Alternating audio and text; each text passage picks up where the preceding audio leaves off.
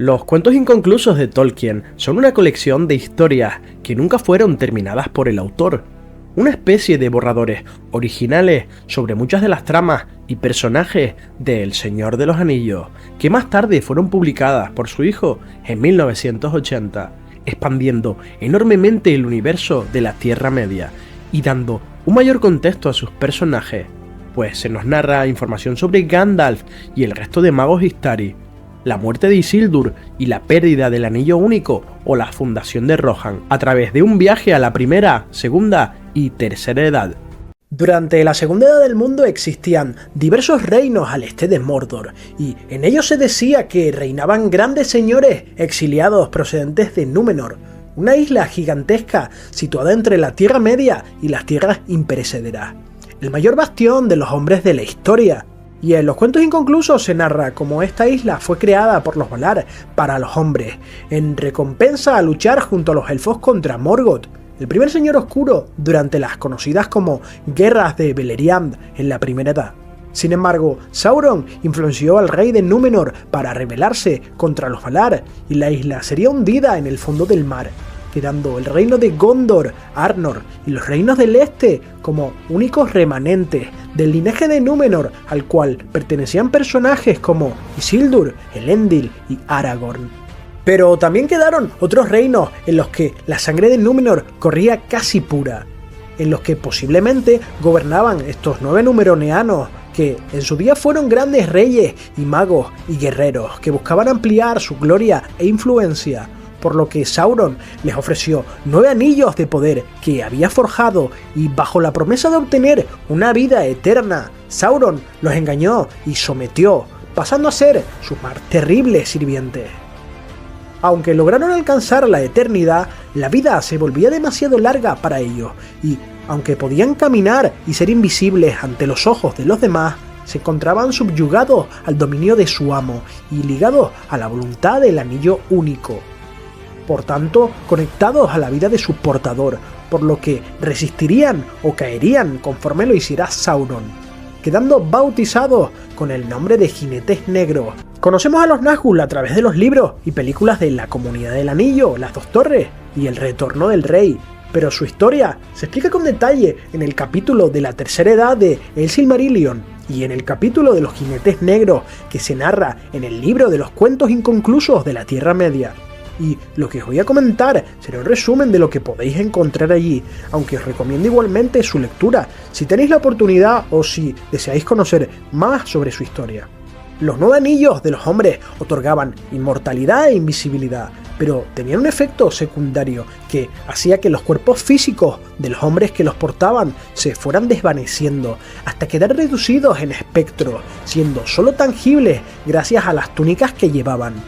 Los mortales comunes no podían ver su aspecto verdadero y eran virtualmente indestructibles, aunque se les podía incapacitar temporalmente, pero terminarían recobrando su forma de nuevo, ya que sus espíritus volverían a Mordor, donde serían restablecidos por su señor Sauron. Aunque eran invisibles, se podía apreciar un reflejo rojo en lo que serían sus ojos, y se decía que cuando se enfurecían emanaban un aura que parecían llamas infernales.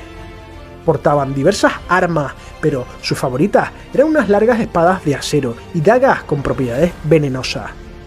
Pero este arsenal de armas de acero no estaba solo reducido a ataques físicos, ya que poseían un aura de terror que afectaba a toda criatura viva y helaba la sangre con su presencia. Un raro poder mágico llamado el Hálito Negro, que se explica mejor en los libros.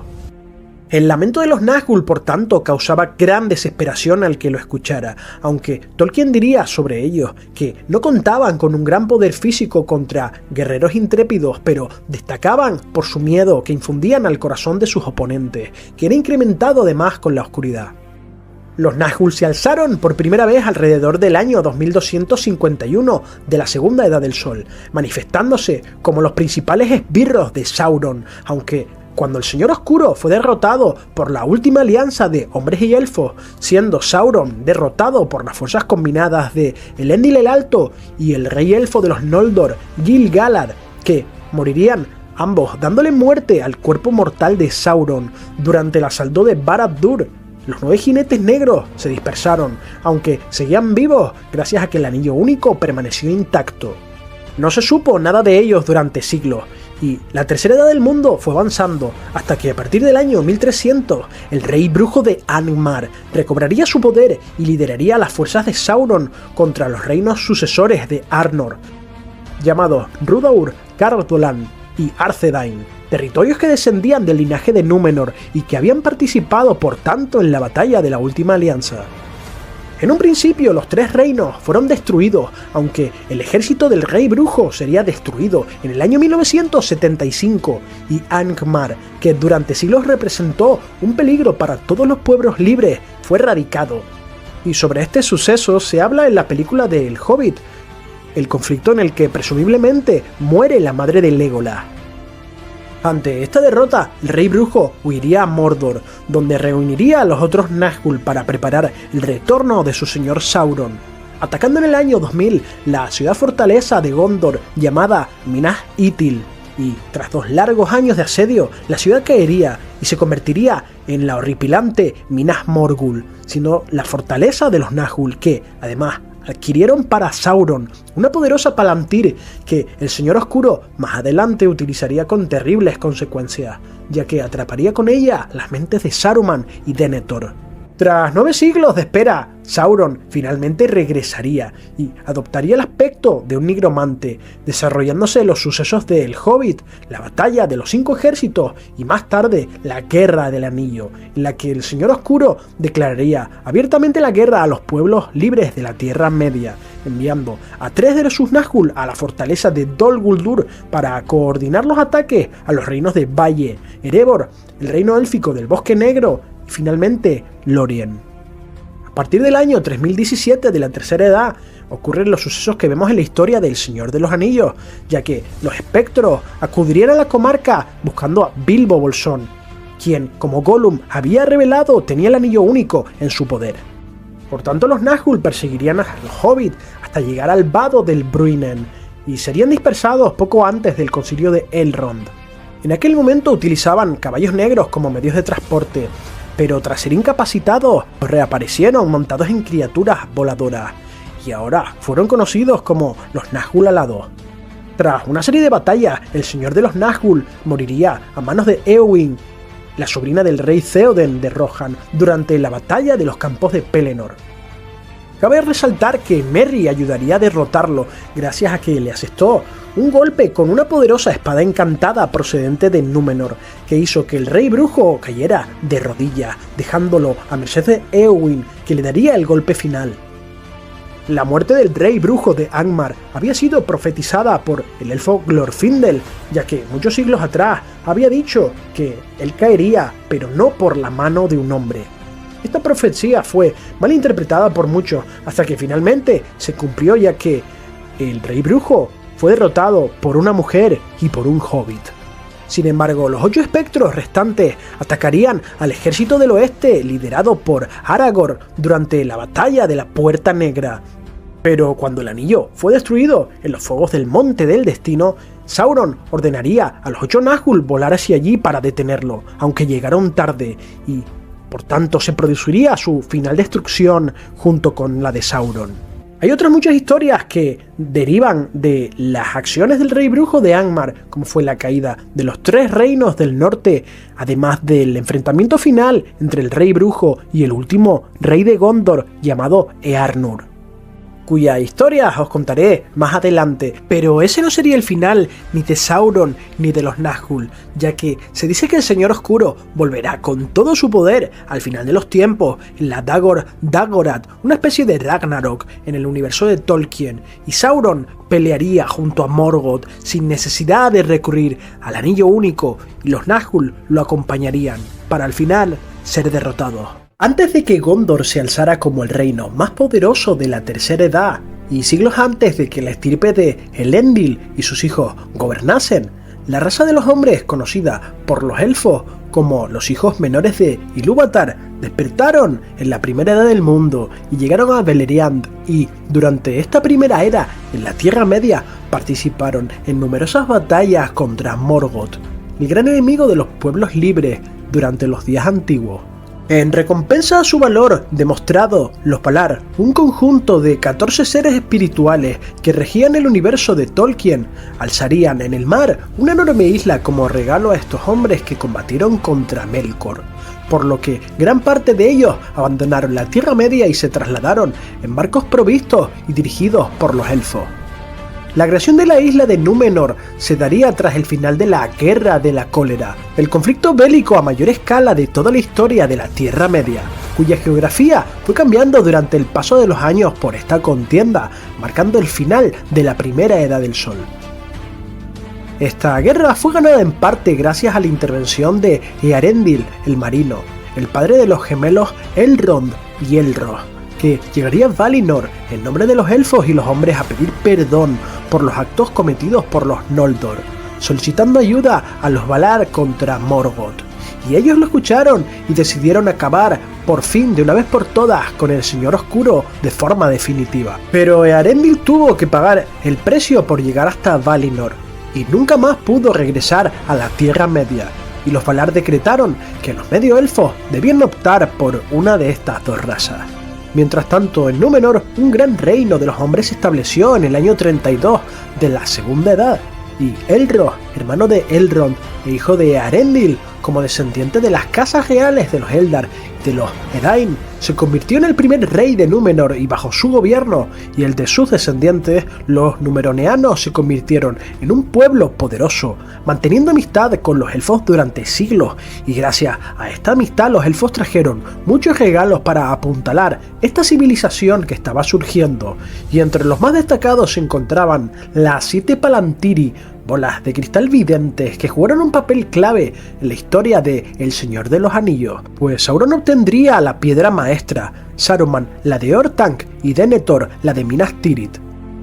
Elros fue coronado por la gracia de los Valar como el primer rey de Númenor, pero él optó, al contrario que su hermano Elrond, por tener una vida mortal, aunque fue bendecido con una vida mucho más longeva que cualquier otro mortal conocido, viviendo durante medio siglo y siendo considerado el padre de los Dúnedain. Desde los tiempos más tempranos de su historia, los Númenóreanos desarrollaron grandes habilidades como marineros y constructores de barcos, y se decía que su armada era la más letal y numerosa de la Tierra Media. Dentro de cada uno de ellos habitaba un espíritu aventurero y un deseo de dominar el océano. Sin embargo, los Valar les habían impuesto un solo mandato: la prohibición de navegar hacia tierras imperecederas de Valinor, ya que era una tierra sagrada y prohibida para los mortales. De esta forma, el pueblo de Númenor exploraría los confines del mundo conocido, extendiendo algunas colonias en el norte, este y sur, pero sin poder visitar Valinor, una espina clavada que duraría hasta los tiempos de Anillos de Poder, ya que en su segunda temporada veremos el gran cataclismo que provocó desafiar a los dioses. En los siguientes 100 años, el pueblo de Númenor exploró tantas costas que incluso criaturas como los Ents habían oído hablar sobre la llegada de los grandes barcos, y los hombres del mar conocieron a otros pueblos de la Tierra Media que eran inferiores a ellos. Tanta fue su fama que hasta los elfos trabaron buenas relaciones con ellos, llegando a forjar una alianza con el reino de Lindon, al noroeste de la Tierra Media, territorio gobernado por Gil-galad, el rey supremo de los Noldor, cuya base marítima eran los puertos grises. En esta época ascendería al trono Aldarion, el rey marinero, gran amigo de Gil-galad, y aprendería de los elfos el arte de construir mejores barcos, ascendiendo notoriamente el pueblo de Númenor en avances marítimos, lo que permitió establecer el primer asentamiento númenóreano en la Tierra Media, llamado Lond-Daer, que jugaría un papel más importante, puesto que en los años 1693 y 1701 de la Segunda Edad, el pueblo de Númenor socorrería a Gil-galad en la Guerra de Eregion, provocada tras la forja de los Anillos de Poder, y se dice que tal fue la armada enviada por los hombres, que se pudo derrotar a Sauron temporalmente. Durante la historia de la isla se volvió una costumbre que los reyes de Númenor pasaran el poder en una ceremonia simbólica en la que cedían su cetro a su heredero antes de morir, y en un principio solo se transmitió a su hijo varón mayor de edad, pero Aldarion solo tuvo una hija y promulgaría una ley para que el cetro pasara siempre al vástago mayor, fuera cual fuera su género. El cetro, por tanto, se convirtió en un distintivo real, pero habían otros objetos y tesoros que fueron pasando de generación en generación, como la espada Aranrud, que tiempo atrás había sido usada por el rey Thingol de Doriath, el principal reino de los elfos Sindar de la Primera Edad. También se transmitiría el anillo de Barahir, que más adelante veríamos portar a Aragorn, así como las piedras videntes que fueron repartidas por toda la Tierra Media y que fueron creadas por Fëanor, el creador de los Silmarils. La decadencia de Númenor comenzó desde el momento en el que sus habitantes desearon alcanzar la inmortalidad, ya que, aunque ellos vivían durante muchos años, incluso más que cualquier otro mortal del mundo, finalmente acababan pereciendo. La isla comenzó, por tanto, a dividirse en dos bandos: los que deseaban la vida eterna y aquellos que aceptaban el destino que Eru y Ilúvatar les había dado, y los que deseaban la inmortalidad poco a poco comenzaron a alejarse de la amistad de los elfos, porque los envidiaban, y muchos reyes de Númenor llegaron a anhelar la inmortalidad, por lo que prohibieron la lengua de los elfos. Incluso a estos se les prohibió la entrada al reino, pero los fieles siguieron teniendo contacto con los elfos y hablando su lengua en secreto, y de entre los más destacados fue precisamente los descendientes directos de Elros, el primer rey de Númenor, que fueron los señores de Andúnie, una de las familias reales más importantes que desde los tiempos antiguos habían sido legítimos reyes de Númenor y descendían de Silmarien, la hija primogénita del rey Tar-Elendil, bisnieto de Elros. Pero las leyes de la época impidieron en ese momento que se coronase como reina, y su hermano menor, Tar-Meneldur, subiría al trono, y su hijo Aldarion finalmente cambiaría la ley, pero de su descendencia nacerían siglos más tarde Ar-Pharazôn, quien también tuvo un papel importante en la caída de Númenor.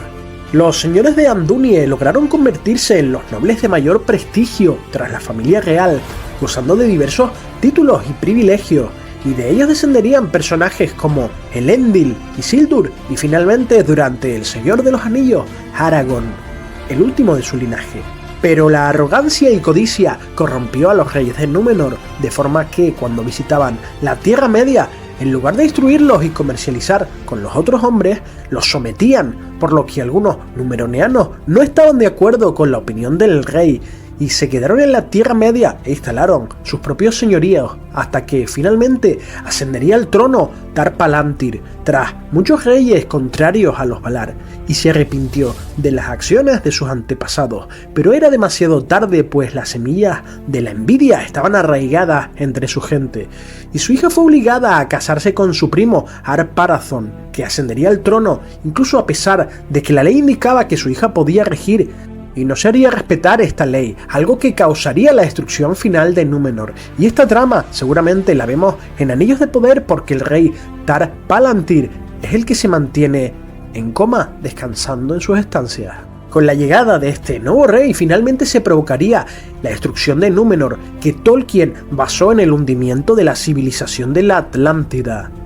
Tan poderoso y orgulloso fue Pharazôn que cuando escuchó que Sauron se había vuelto a alzar declarándose como rey de todos los hombres de la Tierra Media, marcharía con una gran armada en el año 3661 de la Segunda Edad, y Sauron entonces se presentó ante ellos bajo una forma hermosa y dijo sentirse abrumado por el inmenso poder y tamaño del ejército de Númenor, rindiéndose aparentemente ante Pharazôn y entregándose como prisionero. Pero esto era parte de un plan del Señor Oscuro, ya que con astucia se infiltró en el reino de los hombres para destruirlo desde dentro. Pronto Sauron, sabiendo las ansias de poder del rey, se convirtió en su consejero más leal y envenenó a Pharazôn, con sus ideas en contra de los Valar, alimentando su codicia hasta el punto de construir en Númenor un templo en honor a Melkor, también conocido como Morgoth, el primer Señor Oscuro y maestro de Sauron, y se dice que allí se realizaban sacrificios humanos en su nombre.